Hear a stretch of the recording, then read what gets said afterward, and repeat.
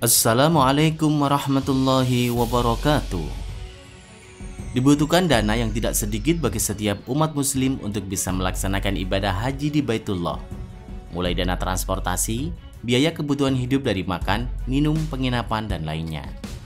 Bagaimana jika sebagian atau mungkin seluruh dana tersebut diperoleh dengan cara yang haram? Banyak yang beranggapan bahwa apa yang dialami oleh seseorang ketika menunaikan ibadah haji di tanah suci merupakan balasan atas amal yang diperbuatnya di tanah air. Jika kita senantiasa berbuat baik dan berangkat dengan harta yang halal, maka biasanya apa yang kita alami di tanah suci akan menjumpai hal-hal yang baik-baik saja. Nah, kali ini ada kisah seseorang yang berangkat haji dengan uang haram. Hal apakah yang dia alami? Untuk lebih jelasnya, mari tonton terus video ini sampai selesai agar mendapatkan informasi yang lengkap. Dan jangan lupa subscribe jika belum. Oke?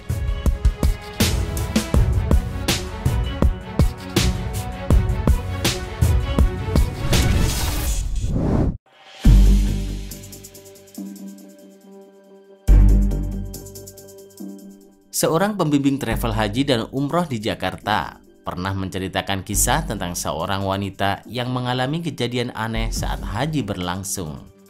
Saat di Makkatul Mukarramah maupun di Madinatul Munawwarah, aurat seorang wanita itu senantiasa terbuka begitu saja. Bahkan ia sendiri bingung sebab tak ada angin yang menyingkap pakaiannya ataupun penyebab lainnya. Karenanya, di sepanjang menjalankan ibadah di tanah suci, wanita tersebut hanya bisa meminta ampun kepada Allah Ta'ala atas kesalahan yang mungkin tak disadarinya. Dia terus memohon ampun hingga ia kembali ke negeri tercinta.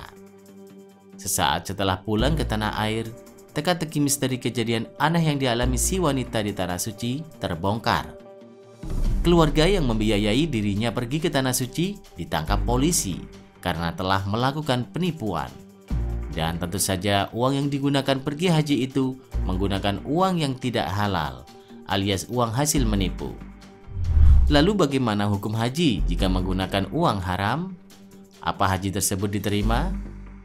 Rubrik Bahsul Masail di laman Nahdlatul Ulama membahas persoalan haji menggunakan uang haram ini. Dalam pembahasan tersebut, para ulama masih berbeda pendapat.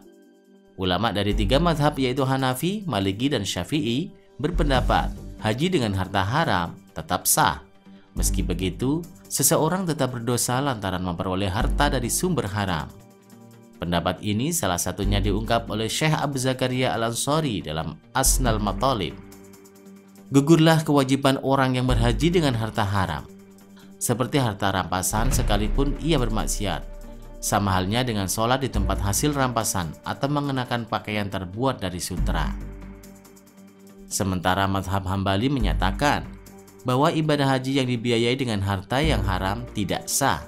Karenanya, jamaah yang menunaikan ibadah haji dengan harta yang haram masih tetap berkewajiban untuk menunaikan ibadah haji di tahun-tahun selanjutnya, mengingat hajinya dengan harta haram itu tidak sah.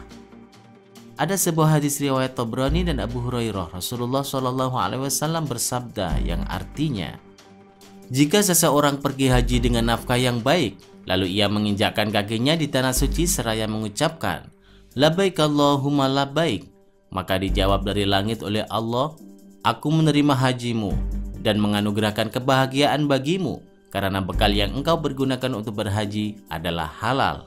Perjalananmu juga halal dan hajimu mabrur, tidak tercela.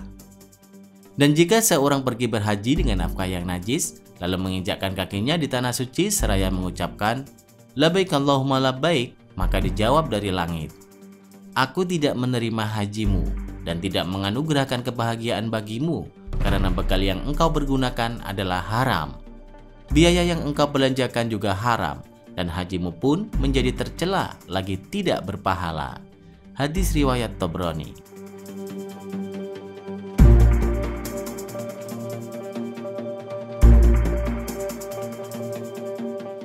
Dalam hadis tersebut sudah jelas bahwa Rasulullah SAW menegaskan bahwa siapapun yang pergi berhaji dengan menggunakan uang haram, maka ia tidak mendapatkan pahala, bahkan mendatangkan dosa, dan ibadahnya tidak diterima oleh Allah Subhanahu wa Ta'ala. Kalangan Hanafi, Maliki, dan Syafi'i mengeluarkan argumentasi bahwa haji itu sendiri adalah kunjungan ke tempat-tempat istimewa dalam agama, dan itu tidak dilarang. Yang dilarang agama itu adalah menggunakan harta yang haram itu seperti untuk keperluan haji. Jadi keduanya tidak berkaitan sama sekali. Sama halnya dengan orang sembahyang di tanah rampasan, hasil kezaliman. Sembahyangnya sendiri itu tetap sah, tetapi menempati tanah yang diharamkan itu yang dilarang oleh agama. Karenanya ibadah haji atau sholat tidak bisa disifatkan haram. Meskipun gugur kewajiban ibadah itu, namun manasik haji tidak diterima dan tidak mendapatkan pahala dari Allah. Sementara mazhab Hambali sepakat dengan jumhur ulama perihal penerimaan dan pahala. Mereka yang menunaikan ibadah haji dengan harta haram tidak menerima pahala. Sedangkan terkait keabsahan, mazhab Hambali menyatakan bahwa haji yang dibiayai dengan harta haram tidak sah. Karenanya, mereka harus mengulang hajinya pada tahun depan karena hajinya tahun ini tidak sah. Dari dua pendapat itu, kita dapat menyimpulkan bahwa haji maupun ibadah lainnya adalah perintah Allah yang harus dihormati. Artinya, pelaksanaannya pun harus dipersiapkan dan dijalankan dengan penuh ta'zim. Jangan sampai tercampur harta haram dalam pembiayaan haji. Sesungguhnya Allah itu maha suci, maka Ia hanya akan menerima yang suci. Semoga kita bisa menjadi manusia yang selalu menunaikan ibadah dengan baik dan sesuai dengan petunjuk Allah Subhanahu wa Ta'ala. Amin ya Rabbal 'Alamin.